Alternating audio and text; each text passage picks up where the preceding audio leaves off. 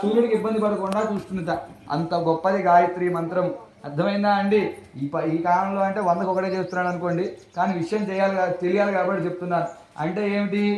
ఆ బ్రాహ్మణుడు అనేటువంటి వాడు ఈ 3 పోగులు మాత్రమే చూడటానికి, కానీ ఎంత పవిత్రమైన బ్రహ్మ విష్ణు మహేశ్వరులు కూడా ఆ యజ్ఞోపవీతంలో ఉంటారట. ముడికి ఒక దేవుడు చొప్పున ఉంటారట.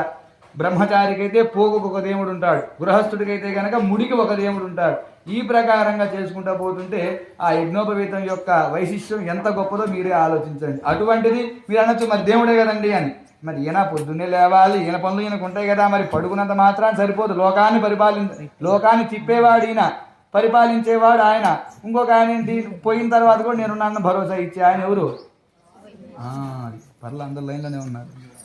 కాబట్టి ఇప్పుడు ప్రస్తుతం జరిగేది యజ్ఞోపవీత ధారణ అంటారు. ఓం విష్ణు విష్ణు విష్ణు విష్ణు విష్ణు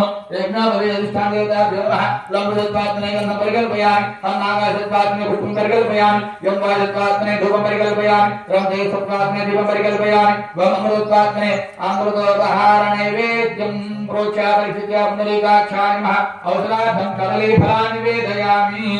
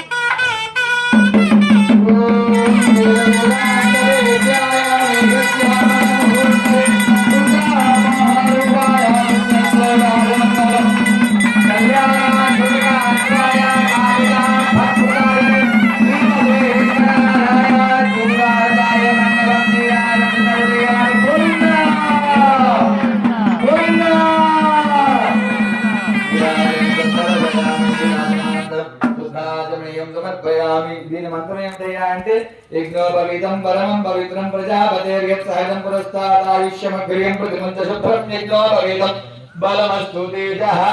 యజ్ఞోపవీతం పరమం పవిత్రం అంటే ఆ యజ్ఞోపవీతం అన్న పదమే పవిత్రమైన పదంట. ప్రజాపతేర్యత్సహజం పురస్తాద్, ప్రజాపతితో సహా యజ్ఞోపవీతాన్ని ధారణ చేశారట. ఈ ప్రకారంగా ఆ యజ్ఞోపవీతాన్ని ఇప్పుడు భగవంతుడు కూడా ఎందుకు ధారణ చేస్తున్నాడండి? గృహస్థాశ్రమానికి పొందేటువంటి అధికారం